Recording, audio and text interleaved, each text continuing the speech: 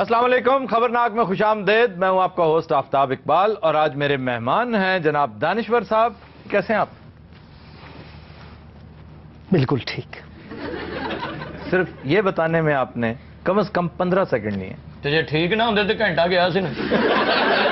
आजकल सर हो क्या रहा है? यही जो हुण कर आजकल मैं एक प्रोजेक्ट के ऊपर लगा हूं। ये लाहौर में एक बहुत उम्दा ड्रामा कर रहे हैं, बहुत जबरदस्त ड्रामा। कराची में टुरे साल हो गया इन्होंने। जिस तरह बोल रहे 138 घंटे का ड्रामा।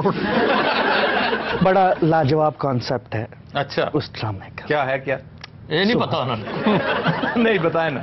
मेरे इस ड्रामे में हाँ जी, एक बड़ा खूबसूरत पहलू उजागर किया गया। हाँ जी, क्या?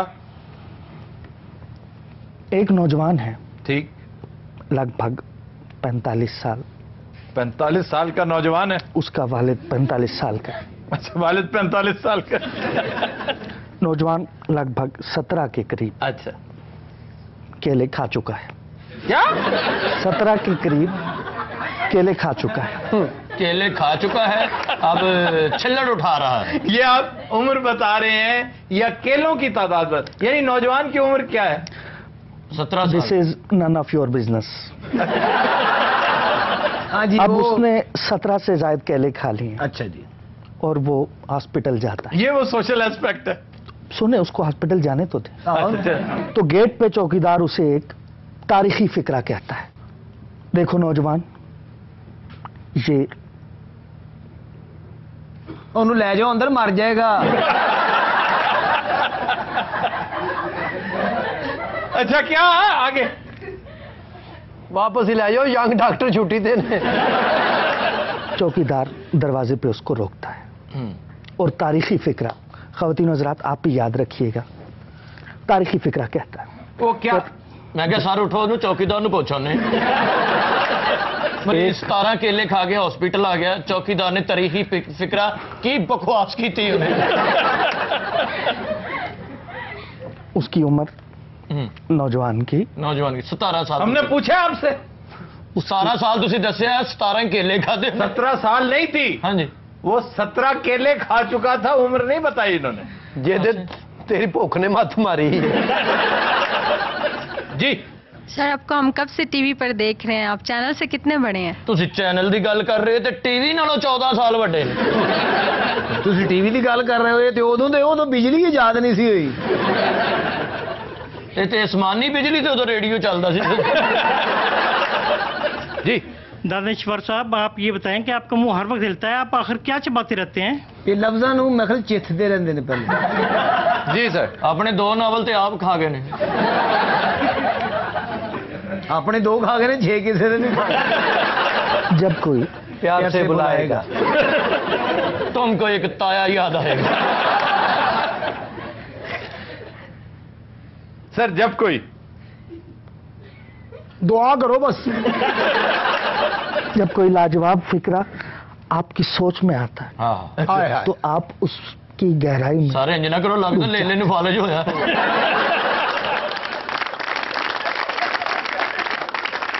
एक गहरे समंदर की तरह है, हाँ, ਤੁਸੀਂ ਨਾਲ ਹੀ ਚੱਪ ਜਾਓ, ਬੜੀ ਗੱਲ ਹੈ। इसमें ख्यालात का एक तूफान आपके अंदर बर्पा हो जाता है। बस ਹੁਣ ਰੈਸਟ ਕਰੋ। ये कर क्या रहे हैं? सिर्फ ये ये बताओ। पता नहीं अल्लाह के नाम तो मांग रहे हैं। नहीं सर, कुछ कर रहे हैं आप? ये शॉट बन रहा है, ਇੱਕ क्वीन पा रहे ने। शॉट बन रहा है। अच्छा, ये लगता है कैरम बोर्ड खेल रहे हैं। नहीं, टेलीफिल्म का शॉट बन रहा है। हाँ, क्रिएटिव ख्याल, सामने ज़िया मोइनुद्दीन खड़ा है वाह, और वो यूं करके डंडा खड़ा है। लेके खड़ा।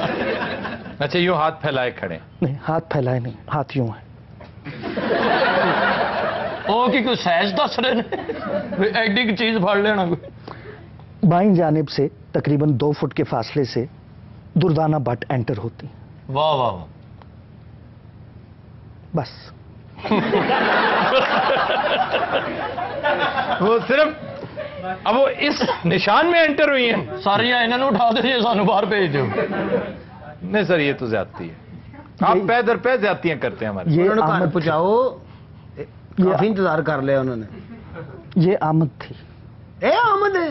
ज़िया मोइनुद्दीन साहब ने यूं कर रखा है। ओ बस उथे ही ने मैं क्या हनूत हो गए, मुजस्समा बन गए, क्या हो गया? मसाला लाता वो उसमें दरख्त का किरदार अदा कर रहे हैं। यानी ड्रामे में दरख्त बन के खड़े, और दुर्दाना क्या है? वो आंधी का रोल अदा कर रहे हैं। और ये खुद सफेदे का रोल कर रहे हैं। मुझे राहत काज़मी का वो शेर याद आ गया।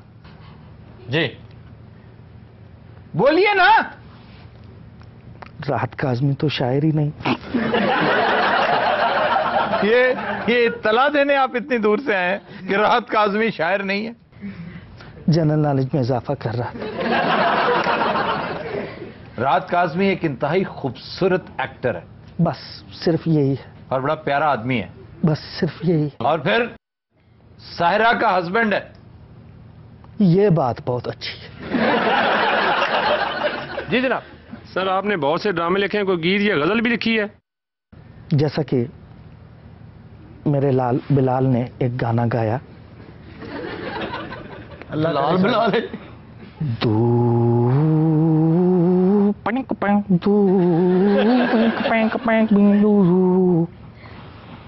दूर से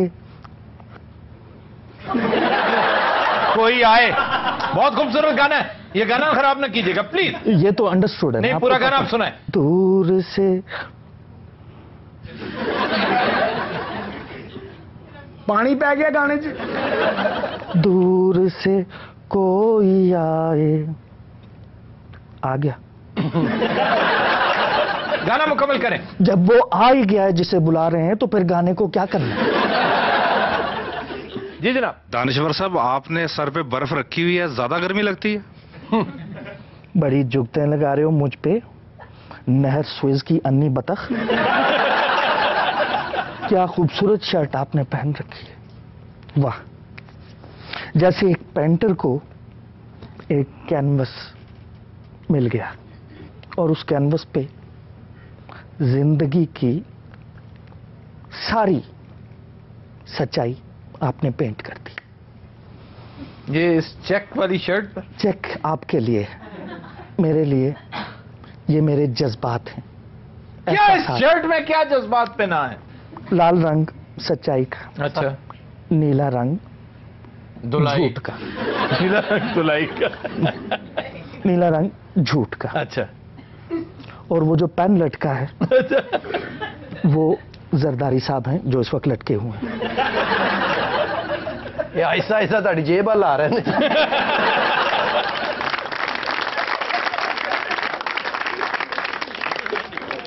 मैं आपकी हरकतें देख रहा हूं। मैं यहाँ पे मुजरा कर रही हूँ। क्यों? मैंने अब क्या ये किया? कौन सा तरीका है?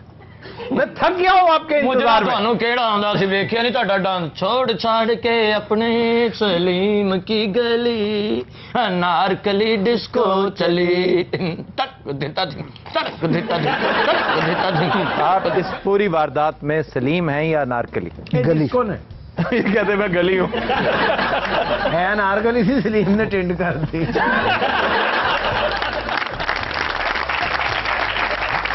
तो दिनों रात हम लेते हैं ब्रेक, हमारे साथ रहिएगा।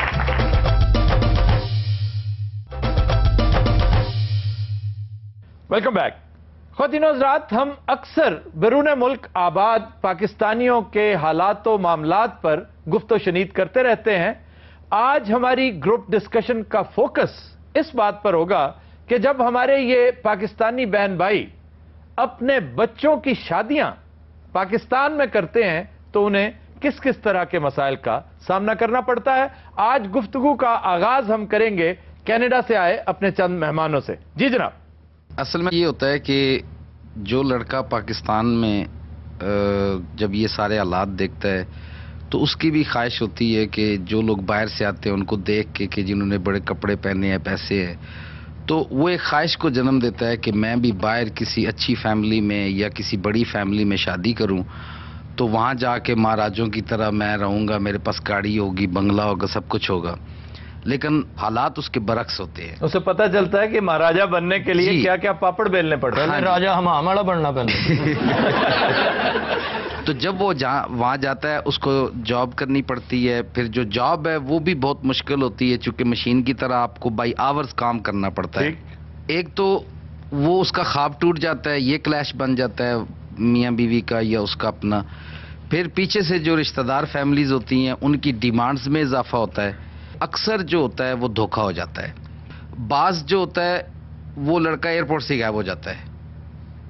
और सिर्फ लड़का ही नहीं, वहाँ कितने वाकयात हुए हैं कि अभी मेरा अपना एक दोस्त था, उसकी शादी हुई तो उसने पता नहीं कितने पैसे खर्च किए। वहाँ जब लड़की को वीज़ा मिला, उसने एयरपोर्ट पे आना था तो वो उसको लेने के लिए एयरपोर्ट पे गया तो उसने कहा जी मैंने नहीं जाना है। और लड़के ने पुलिस कॉल की, लेकिन वहाँ ये है कि अगर लड़की ने कह दिया कि मैंने नहीं जाना है तो पुलिस कुछ नहीं कर सकती। लड़की यहाँ से गई? लड़की यहाँ की, गुजरात की है। अच्छा, ठीक है। तो लड़का कनाडा में? लड़का कनाडा था, वो भी गुजरात का ही था। और यही नहीं, अभी हाल ही में इंडिया की एक लड़की जो है, वो एक इंडिया का लड़का था, उसने तकरीबन 3 करोड़ के करीब अपनी शादी पर खर्च किया था।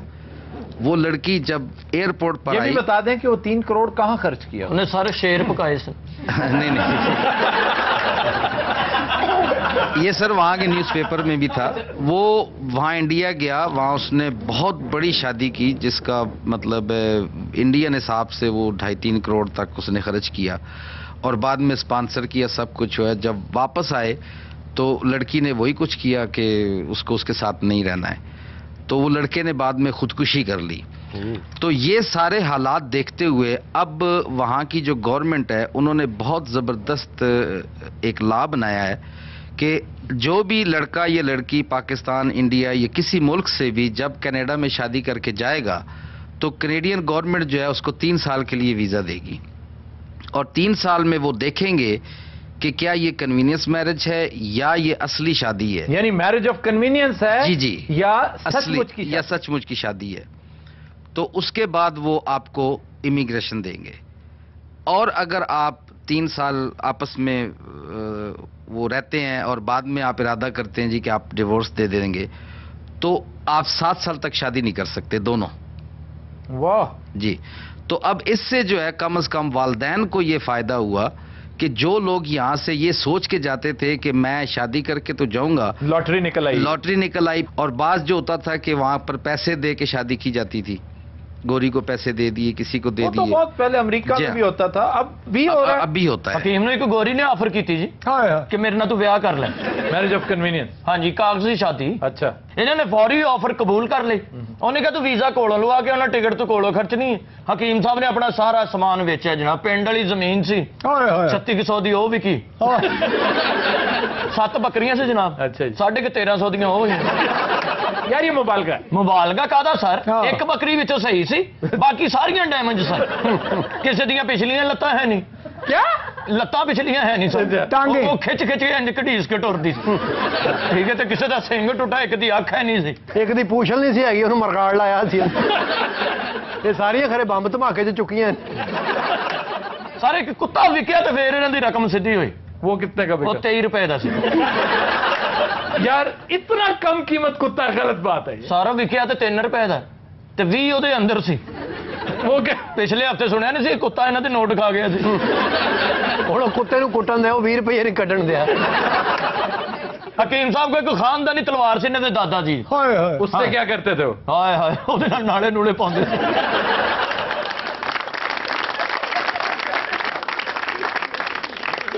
अच्छा ये बताइए कि ये सारा कुछ शाह साहब सिर्फ कनाडा में ही है या बरतानिया, अमेरिका, दीगर यूरोपीय मुल्कों में, ऑस्ट्रेलिया में?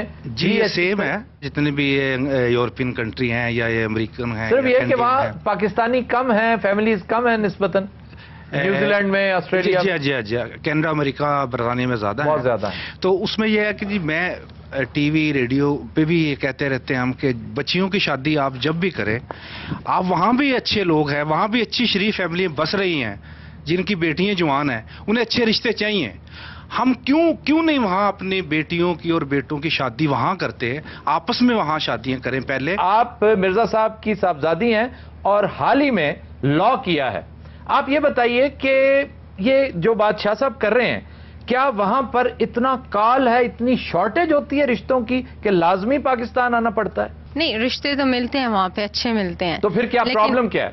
लेकिन प्रॉब्लम ये होती है कि उनकी भी आगे से इंटरेस्ट होता है वहाँ पे काफी, लाइक अच्छा। मुस्लिम होते हैं लेकिन आगे से उनके भी काफी दूसरी लड़कियों के साथ चक्कर वगैरह होते हैं। तो आप या समझती वो- है कि पाकिस्तानी बड़े साफ सुथरे, मासूम, नेक, पाकबाज, परहेजगार नौजवान है, सीधे मस्जिद से कनाडा आ जाएंगे, ये समझती हैं आप? और दूसरा मसला ये होता है कि हमारे जो पेरेंट्स हैं वो ये चाहते हैं कि हम लोग खानदान में करें, अपने जैसे अच्छी केयर कर सकते हैं वैसे कोई नहीं कर सकता, तो हम लोगों की ये भी मजबूरी होती है कि रिश्तेदारी आ जाती है बीच में। आपको मशवरा देना, आप एक बड़ी होनहार वकील हैं, और ख्वातीन हज़रात ये इनके बारे में नबीला मिर्जा इनका नाम है, एक बड़ी अहम बात यह है कि वकालत का इम्तहान फ्लाइंग कलर्स के साथ पास करने के बाद अब इनकी सोच ये है कि ये पाकिस्तान सेटल होना चाहती हैं। ये बहुत रेयर है कि वहां पर करियर मौजूद हो और फिर ये पाकिस्तान आना चाहते हो। ये एक बड़ी काबिल सताइश बात है, काबिल तकलीद बात है। इसी तरह अगर उम्दा लोग, अच्छे और कामयाब लोग बजाय यहां से निकलने के वापस आते रहे तो वो कमी जो ब्रेन ड्रेन की वजह से वाकई हो चुकी है, ये ब्रेन ड्रेन के साथ जैसे इंसानी जिस्म से विटामिन्स निकल जाते हैं ना, जैसे बहुत सारे जरूरी अनासर निकल जाते हैं, आपके जसद कौमी में से भी बेशुमार विटामिन्स ब्रेन ड्रेन की शक्ल में निकल चुके हैं। तो दुआ कीजिए कि ये रिवर्स ब्रेन ड्रेन का प्रोसेस ऑन हो जाए। जी नबीला। और दूसरा यहाँ के नौजवान है, लड़कियों की भी सोशल लाइफ होती है, वो ये बात नहीं समझते। जब वो वहाँ जाते हैं तो उनकी जो वो ब्रॉड माइंड नहीं होते, उन्हें ये होता है कि बस लड़की को घर संभालना होता है, और इस तरह से उन दोनों में क्लैश होता है। ना ब्रॉड माइंडेडनेस से क्या मुराद है आपकी कि वो लड़की को इजीली क्लब श्लब जाने दे जहां मर्जी नहीं, जा? क्लब की बल्कि नहीं आप बात- छड़ के आवे। नहीं, मतलब है कि इसके अलावा और क्या ऐसी चीज हो सकती है जिस पर उसे एतराज है? कि टोपी वाला बुरखा पावे, बाहर ना जावे, दरवाजा ना खोले। मैं नहीं समझता। स्ट्रीट पे किससे मिले, हाथ में ला लिया, अब उसके लिए तो ये कल्चर शॉक नहीं, ये तो कल्चर जोल्ट है कि मेरी बीवी गैर मर्दों से हाथ मिलाती फिर रही है। जी जी, जबकि ये वहां का एक ये वहाँ की लड़कियों को कंट्रोल करना चाहिए। नहीं, ये वहां का कल्चर है जो यहाँ के उस भाई साहब को जेहन में रख के जाना चाहिए कि वो कनाडा शादी कर रहा है, बामा बाला चूचक में शादी नहीं कर रहा। जी। मेन मसला जो ये करते हैं वो ये हिजाब का भी करते हैं। ये लोग यहाँ से जाते हैं शादी करके, नहीं होता कि अब तुम लोग हिजाब पहनो, और लाइक सारी ये जो पाबंदियां लगाना शुरू कर देते हैं उसकी ये वजह से। हिजाब उस लड़की को कह रहे हैं जो कनाडा की जंपल है। हाँ जी। आप इतने सारी जिंदगी मांग पत्ता खेड़ता रहता। अच्छा जी, हम इसे यहीं से कंटिन्यू करते हैं लेकिन एक ब्रेक के बाद। ख्वातीन हज़रात, स्टे विद अस।